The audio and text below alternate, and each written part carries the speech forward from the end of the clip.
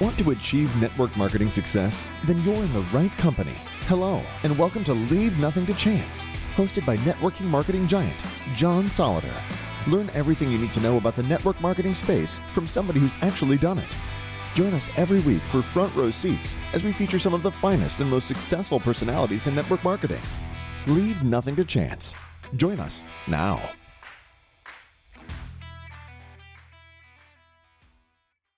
Hey, great opportunity today to introduce my good friend, Monica Hoffman from beautiful Utah, where hopefully it's cooler than it is here in Dallas. How are you today, Monica? I'm doing great. Thank you, John. Thank you for inviting me. That's great. You know, Monica, you've been in the industry a long time. Um, how long exactly? How many years ago did you get started? It's been around 30 years already. 30 years. So, what did you do prior to network marketing? Oh, prior, I was just in school. I was in school. So I joined network marketing pretty young, around 20, in my 23rd, 24th year. I joined network marketing. Well, now your parents, I believe, were distributors in the industry for a long time. So you kind of grew up around the network marketing industry. Yes, it's funny because I was here in Utah. I went to BYU, and I went to visit my parents in Venezuela, and I realized their lifestyle had totally changed. And they talked to me about this new thing, that came into my country in Venezuela. And it was, I don't know if I'm allowed to mention the company. Is that okay? Yeah, sure. Yeah, Nature Sunshine, had just barely opened there. And I always saw my parents working in a regular job. My mom was a very high-end secretary um, for the president of Kraft, the food company in Venezuela. And then my dad was also in accounting for Ford company, the driving company, the car company. And I always saw them, at regular jobs, and that's how I was raised, having them working 9 to 5 every single day. And suddenly I come home on a vacation, and I see my parents are home, 24/7, and I'm like, what's going on here? Nobody's working, and suddenly they bring people to the house, and they transform the living room into a conference room. And I'm like, they went crazy or what, and so they had meetings every day. I remember every night they had meetings. And suddenly I noticed, that they are traveling the world, that they earn, you know 10 times more than they were making at their regular jobs. And of course I got interested, and I thought, this is what I want to do. I don't want to have a job. I don't want to, I want to stay home and have fun and travel. And I was introduced to nutritional supplements. That was my first exposition to nutritional supplement. I remember that's how I learned that, we need vitamins, we need supplements. Our bodies are naturally built to recover and to heal. And of course that's where I learned all this stuff. You don't learn that stuff at school. And then I started learning about, all these herbs and combinations and vitamins and minerals and whatnot. And I got really interested in nutrition and in health, and I took a bunch of natural classes and learned a few things here and there. And that's how I was introduced to network marketing, just looking at my parents and seeing their success, and wanting to copy that. So you're kind of you're not a legacy distributor in that company, of course, but you're a legacy in the industry that your mom and dad were in it. Like my parents, they knew nothing about network marketing. Like I think my mother had a friend that sold the little plastic bowls. That the company that sold the little plastic. Well, it was like at work, and it was part time, and she'd come home and buy some plastic bowls, but she never sold anything. So that's great. It's great when you hear that there's second generations of people in the industry. So let's talk a little bit, Monica, about the industry and where it's at today. Let me give you kind of a made up scenario, but it certainly could be real life. Okay. So let's just say that one of your neighbors there in Utah, they looked down the street prior to the pandemic and they saw, Monica gets to work from home and, 2 o'clock in the afternoon, maybe you're out, having a cup of coffee on the front porch. And how come she gets to stay home? Oh, she's in one of those things, you know, Mhm. as we're often referred to, right? One of those things. Now all of a sudden, situations have changed because of the economy. The world has changed the last few years. So let's just say that it's a 25-year-old female and her 60-year-old mom, and they get up the guts. They said, you know what? We don't really know what Monica does, but we know she's in one of those things. She's obviously successful. She's home. She seems to come and go as she pleases. Let's go down and knock on her door. They said, Monica, give us an hour of your time. Tell us why now, the end of 2023, we should look at the network marketing industry. What's changed? What's in it for me as a 25-year-old? What's in it for me as a 60-year-old? Oh, definitely. Oh, that would be a dream come true. If somebody knocks at your door and tells you, we're open to hear you, because usually it's totally opposite. People are not, and I think it's just ignorance. It's lack of education. They don't know what is it that we do, and they believe oh, you're gonna be bothering your family. You're gonna be knocking at doors and selling something like a pest control company. They knock on your doors and they're, the type of thing. We don't do none of that.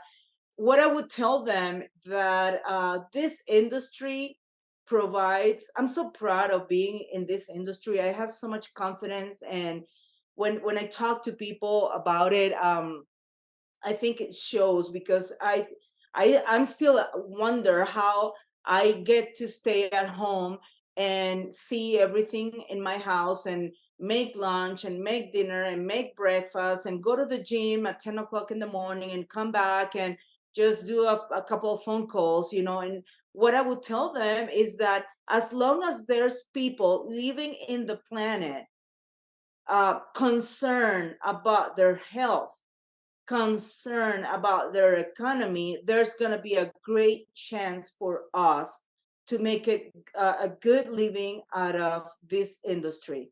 I believe in companies that represent nutritional supplements more than anything, and this is and because of what you were saying about the pandemic, people now have a bigger conscious of taking care and doing more prevention, right? To not fall into that crisis of not taking care of their health, and then finding out some news that it's already too late to do anything, but more as a supplement, as a daily supplement. Let's take care of our bodies. Let's be more energetic. Let's have more vitality. Let's be able to uh, have a strong immune system, so that when any of this comes again, if it comes, we know how to handle it. And of course, the making money opportunity is just, it's a given. It's a blessing to be able to, even to just make an extra $1,500 a month. Let's not even talk. I'm still so blessed of, I'm a immigrant here in the United States. I never graduated from school. I got married, started having kids, and as a network marketing professional, I'm able to stay at home, control my time, decide what to do and when to do it and who to work with, and make an income that only maybe 3 or 5% of the community are making, without having had professional education on formal education, let's say, because I consider myself professional in what I do. This is a profession. Why no? Why not? I mean, we are professionals at what we do and how we conduct ourselves in a professional manner of teaching people, teaching teams how to manage their time, how to do good presentations, how to sell something, and how to create goals and set goals. So yeah, I consider this a profession, but being able to stay home and just not having to ask permission to a boss of where I want to go or when I want to go, because I don't need to. And I feel that there's an opportunity for any kind of sex, gender, age to do good at this time more than ever. More than ever. So let's talk a little bit about self-development. So young Monica, way back, you get involved in the direct selling industry via your mom and dad, and you get exposed probably for the first time to self-development. How important has that been, not only in your career in network marketing, but also in your life? Oh my gosh. Well, it's just an education that they don't teach you at school. They don't, when you go to a university or a college, they don't teach you to read books like Think and Grow Rich, or the next generation of millionaires, or the business of 21st century. They don't teach you any of that. And what is funny is that you go to a business school and all your teachers, they don't know businesses. They don't have an idea of how to run a business or how to have a business, but there they are teaching you how to have a business and how to be successful at a business, and they have no business in the business. Now self development, I would say it's a big thing, because let's say, for example, you go and get a job. You need to go and get a job. You are going to perform better in that job for your attitude at the job than for actually whatever you study and whatever you learn in a school setting. It's more of your attitude. It's how you treat people. It's how you conduct yourself. It's how powerful your character is, your discipline is, and you're not taught that at any college. You're not taught that at any school. They don't teach you to have discipline and to um, think big things, and dream about goals and work hard to get those goals and achieve it. And it's a bunch of things. I believe in self development. I try to teach it to my kids. I try to, not right now, you go to Instagram and there's a lot of that right now. I think it's very trendy that young people and even parents are teaching to their kids how to have a positive thinking, how to deal with depression, how to deal with when things go wrong in your life. You know, right now it's a big thing. If you go to social media, everybody's is teaching that. You know how to breathe and how to. Okay, I feel I get to try again. I get to try again. You know how to do a good equation or chemistry and physics. Exactly. And you make a great point there, because I remember when I was in college and in business school, um, thinking, if these teachers really know business, why aren't they out building a business? Why are they teaching about other people's businesses rather than having their own business and earning their own income? And that's not all of them. Some of the business schools, of course, have some great professors that have done so. But you make a valuable point there, that so many of them, they're just teaching theory. They're not teaching application. And people like you and I, we're in the application world. We're in, try something. If it fails, tweak it, and figure out how to make it work. So along those lines, let's talk a little bit about international. Now, you came to the U.S. from Venezuela, so obviously your first language is Spanish. You've Yes. built a big business with your current company. In how many markets? How many international markets? I believe, well, our company is open in 14 countries, and I believe I do have people in all of them. I mean, they're not all business builders, but I have customers here and there. I was able to look at the map and notice that we have people in Europe, and that's the farthest market I have never been to, but still we have customers there. So, and my bigger organization, I would say, is in Latin America. Well, let's talk about international, because obviously people listening to us talk, you're in Utah, I'm in Dallas, for example, right? We're both in the United States at this point. it's such an exciting concept. I mean, I remember, way back, many years ago when I got my first person in a foreign country that I had never been to, how exciting that was. And to think that, you could be in Utah, you could be in Dallas, you could be wherever that you are listening to our call today. And to have a business that because somebody knows somebody in a country that maybe you've never been, and maybe you'll never be in for that matter, that you actually can have a business there. And it creates a 24-hour a day business cycle. You might be asleep in Utah, but you've got customers, as you say, over in Europe, which is about 6 or 7 hours ahead of you in Utah. So it might be 1, 2 o'clock in the morning. You're asleep in Utah, but those people are awake in Spain or the United Kingdom or Italy or Portugal or wherever they happen to reside. Talk about that a little bit. How did you do that? I mean, did you use your contacts? Did you use your distributors' contacts? Talk about some of the methods that you use to build internationally. Yes, before I go there, I was just thinking about, when you own traditional businesses, because we had three restaurants. It's so expensive to have a restaurant locally. Just think about expanding it to an international country is almost impossible, right? It's so hard just to think about that. But plugging into a company that has already a platform where you can easily track people from different countries to your system, to your product, and it's all done automatically. You don't even have to worry about license, permits, shipping, or any of that.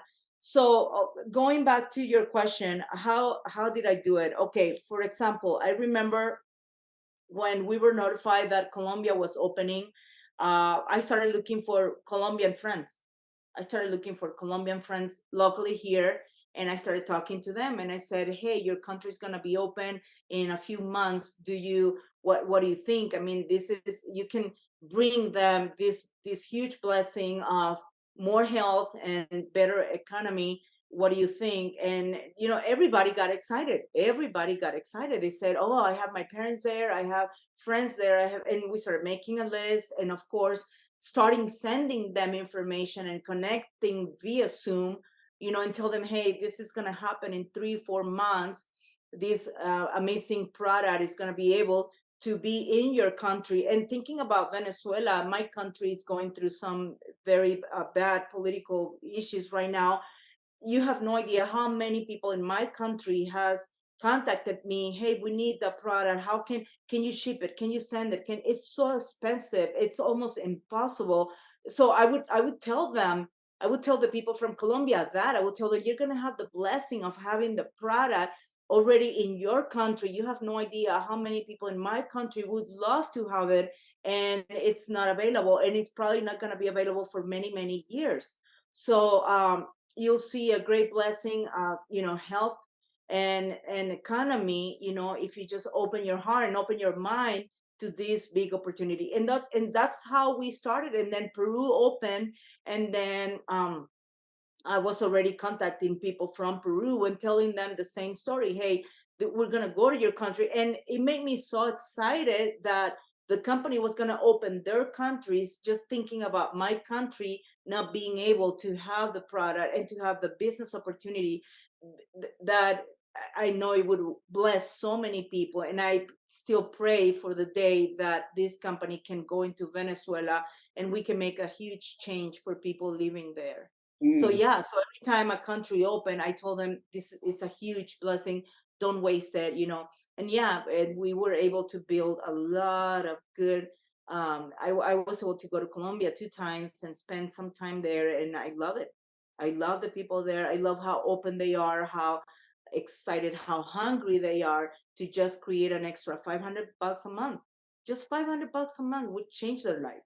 $1,000 a month, it's huge. It's huge, for them. $1,000 a month, and that's easily done. When you start this business, it's very easy to get there to the $1,000 month income, and it's a huge blessing for them. You make a great point there because I've worked in some of those countries as well, and what we take for granted here in North America, the United States or Canada, for example, 500 or 1,000 doesn't sound like a lot of money. But in those economies, in many cases, that's either a very serious part-time income or in some cases, even a full-time income. Bolivia, we just opened Bolivia in February this year. The average, well, I would say the basic income there, it's $200 a month. $200 a month. So when you tell them about, hey, you can make 500, even 1,000, that's what a well-paid professional makes. The 1,000, $2,000. That's huge, huge money for them. So let's talk a little bit further on this, Monica, because it's a great subject, and sometimes our friends in Utah or Dallas, we tell them these stories of what you've seen, or I've seen, or other people in our industry have seen. For example, my friend Joe Garcia, he's a distributor in the industry with another company, very successful, and he was doing a meeting in Russia, and he told me about a lady who took a train 36 hours and seven or I forget, 7 or 8 different stops that she had to change trains to get to a meeting to see his business, right? You and I've seen similar things in some of the Latin countries where people will sit on buses or trains or just to come, and maybe they don't even know what they're coming for, but somebody got them to say, hey, there's an opportunity for you and your family, and they'll make that sacrifice to find a way to get there. And then sometimes in North America, we ask somebody, "Oh, I'm too busy," and they live, they live down the street, but they're too busy, right? Talk about Like that. we, Do you have a yeah. story of somebody maybe in Uh, Colombia or one of these countries that oh yeah, stepped like that? yeah. Here in the U.S., we're too busy just watching a game. But these people are fighting for their lives, are fighting to get food on their table, and it just made me remember in Bolivia, just barely, I was there in February, how these beautiful women would come with their babies wrapped in their blankets, or they have something where they wrap and you can hardly see them, but they're there hanging in there, and they had two little kids holding hands, and they had to take 2 or 3 buses, and then the meeting extends until 9 p.m. And I was concerned about her, and I told her, hey, it's already late, shouldn't you be going? And she said, yeah, I already missed the bus, I'm gonna have to walk. And it breaks your heart, because yet you're here in this beautiful country where people have so many things to be comfortable, and cars and phones and internet, and they don't appreciate this huge opportunity of real income. So, some people think that this is not real, this is not real income. And if they could see how much money we make every year, year after year, year after year, how sustainable it is, and how serious this is, uh, they would change, and they would take it more seriously. But yeah, I mean, these people are willing to just go home late at night, knowing that it's going to take maybe 2 or 3 hours to get home with two little kids. And the surprising thing, John, is that these two little kids are sitting in the meeting with no phones, with no technology, and they're just being so quiet and so respectful to the whole meeting. It's crazy. I mean, it's just a beautiful culture, and I really respect that. I love to work with Latin American markets because people take it seriously. It's their lives. They need to put food on their table, and they're willing to do whatever it takes, to accomplish that. Yep. We've seen some amazing things and some amazing growth. So let's talk a little bit about North America. And of course, we never talk about specific companies here, but I know you and I have had conversations and we know each other a long time. And I know you're looking now to really help people here in the United States and Canada with not only with your opportunity but with your guidance, your 30 years of experience of doing this. And anybody does a business 30 years, I consider an expert, right? So you're somebody that's got expertise. You've proven that, not only in your current company but in prior companies. So what are you looking for here in North America to the English speaking market? Your friends there in Utah and other states that are in the English speaking market. What are you looking for, and how can you help those people? Because they need opportunity too. The numbers might be a little bigger, but at the end of the day, the hunger and the desire and the need is strong here in North America now and getting stronger based on the economy, unfortunately. I think for the Anglo market here in the US, we are required to manage different the opportunity, and this is something that it might surprise you, because of course you probably your team of Hispanics, it's under me. But the the what I've noticed is that when you approach a person here in the US, an Anglo person, American person, you have to come with a lot of science and a lot of validation and a lot of information. You guys are more interested in reading and getting informed before making a choice. And luckily, we have all of that. We have so much information, we have so much science, we have so much proof, so much studies, so much investigation on the product, that I feel very, very comfortable that anybody can be happily making a choice, and knowing where to go to make a choice, to make an educational choice about the product, because everything is available for the ones that want to investigate or read more about it. We have it. We have everything available for you guys. There's so many crappy products being sold in the store. So many garbage, calcium, garbage omegas with fish full of mercurium and contaminated products being sold. And we have this amazing science taking care of our products and validating everything, that it's well studied and well picked, to make the right combinations to give to our customers. So yeah, we just, we have everything that it's required to inform, more than to sell, but to inform and to tell people. You can watch an advertising on TV, very cool advertising, but what are you buying? Most of the things are not effective, they don't work.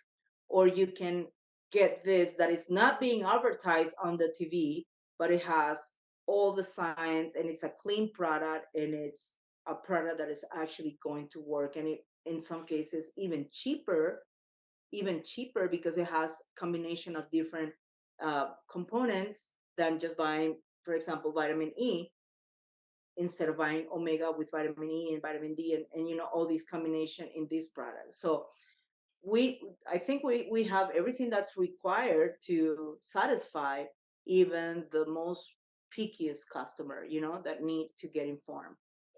And that's something that's always stood out to me in all the years I've been in the industry. And I'm in 40 years, you're in 30 years, so we're veterans. We've both seen a lot of stuff over the years. Is the fact that the network marketing industry products generally are a lot better than you're going to get at some very big name, stores, because they're spending a ton of money on advertising. Our advertising is us telling, the next door neighbor or the guy down the street or the person at church, hey, let me tell you about my product, right? I mean, it's different. Talk about that a little bit. Word of mouth versus traditional business, so to speak, in terms of taking a product to market.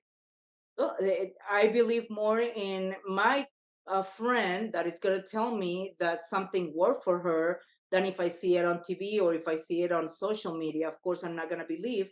I have fallen in that trap already of buying something that looks so good and is garbage, that I'm not doing it again. And yeah, the network marketing products are going to be maybe a little bit more expensive, but for sure, if a company has been around for 8, 10, 12, 20 years, you need to know that that product is top quality. Otherwise, it wouldn't have survived more than 3 years in the market, period.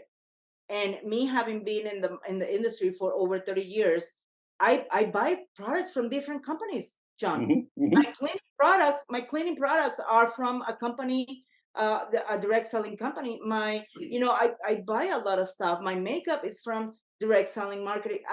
Because I know that there's quality involved in there. There's high quality, not just quality, but high quality involved in there. And I feel more secure and I'm buying something that is going to last me longer. It's probably going to be concentrated. It's going to be a lot better quality than if I buy anything in the store that, whatever, it's been around and you see it on commercials. You make an amazing point. I'm sorry, go ahead. I interrupt you. I'll make a point in a second. Word of mouth is the best, in my opinion. I would go watch a movie that my friend recommended me more than because I just see it on an advertising or a restaurant. It's same. I go by word of mouth. I don't go by commercials. Exactly. You got to be more selective. You got to, if a friend of yours tells you that that's the best Mexican restaurant, that's where you want to go, no matter Exactly. what. No, you're making a great point because, let's face it too. Our customers, a lot of times, are people that we are going to see again. Whereas you go into a store or you just go online and you buy something, you don't know who you bought it from. You're probably never going to see that person again. Where you or I or people listening to our show that are in our industry, hey, you're selling to people you're going to see again at the gym or at church or their friends or their neighbors, or in some cases, or even family. So it's a great point. Let me do a quick commercial, Monica, so my wife, who doesn't yell at me, because if I don't do a quick commercial, I get in trouble. And then I got to sleep in the backyard. It's hot. So, okay, who am I? Okay, I'm the author of these two books. Okay, Leave Nothing to Chance, which is what our podcast is called. Whoops, I lost you for a second. And also our book, Moving Up. And by the way, these are available in Spanish as well as English. So that's a little bit about who I am. But I want to come back to Monica here for a couple of quick points before we close.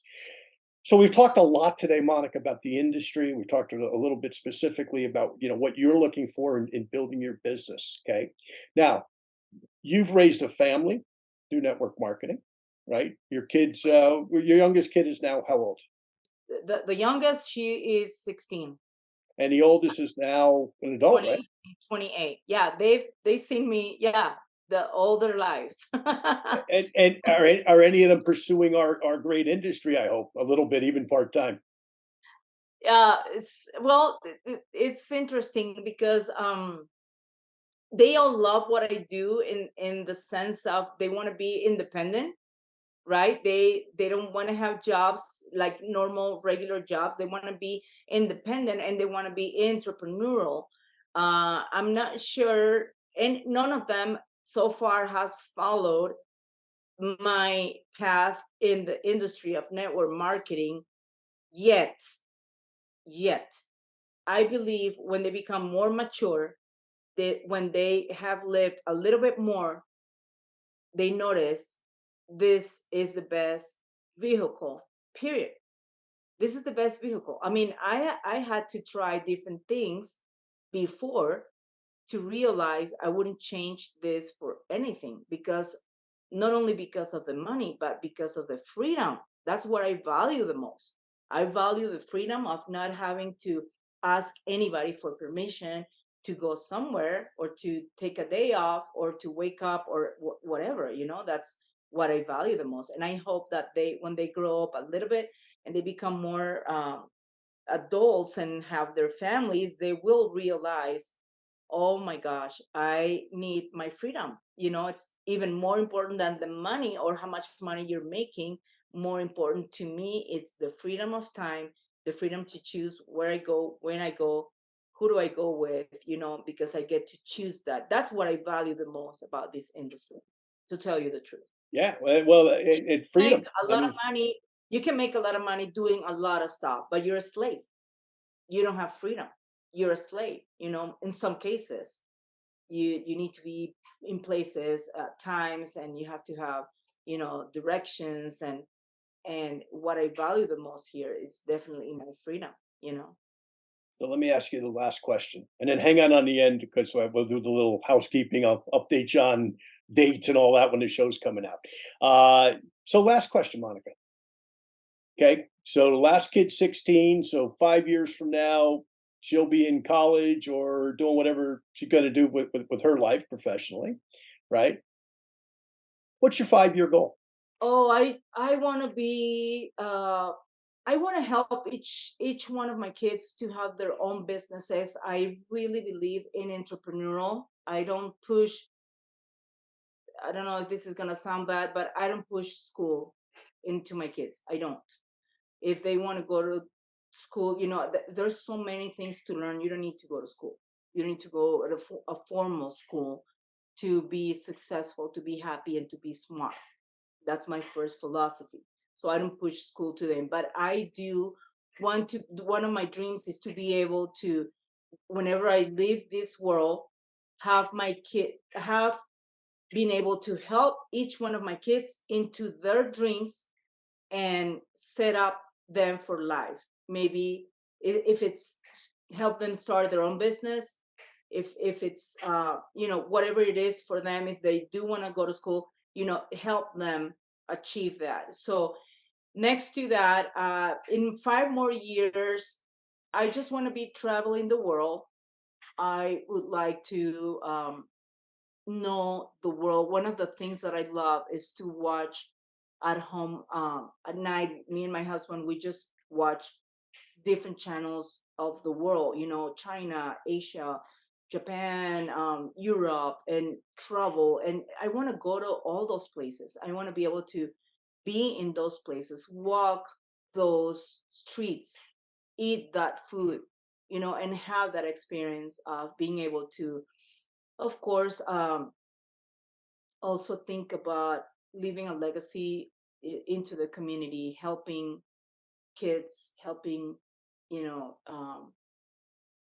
I'm a big fan of the foster care program, and I wish I could do something.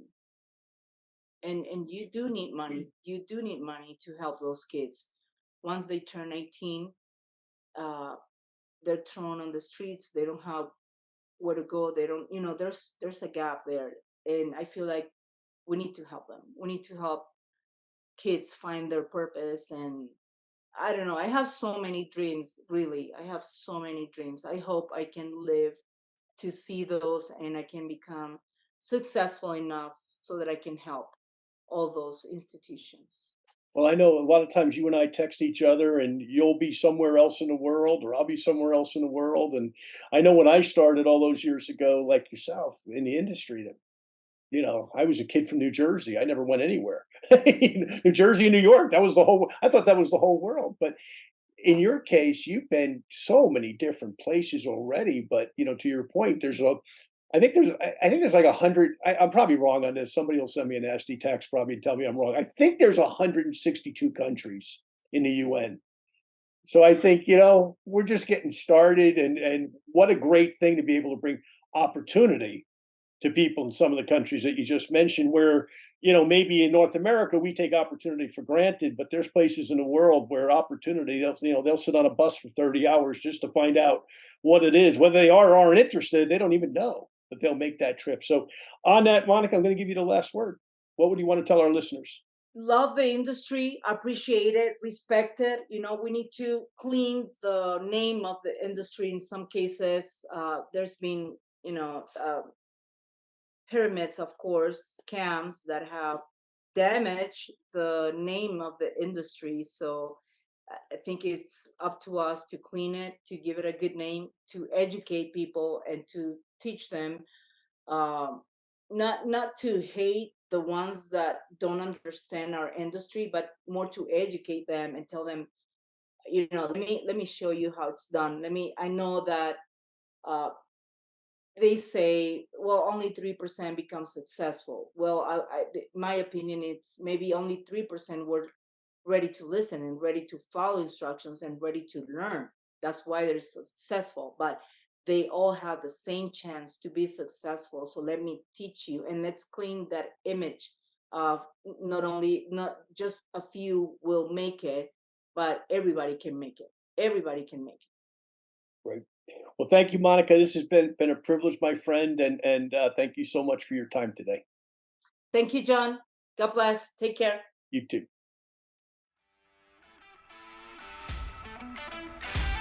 Thank you for listening to this week's episode of Leave Nothing to Chance. If you want to know more about what it takes to succeed in the network marketing space, join us again next week for another amazing episode. For additional resources and to connect with John Solider, visit leavingnothingtochance.com. Don't forget to leave a review, and we'll see you next time.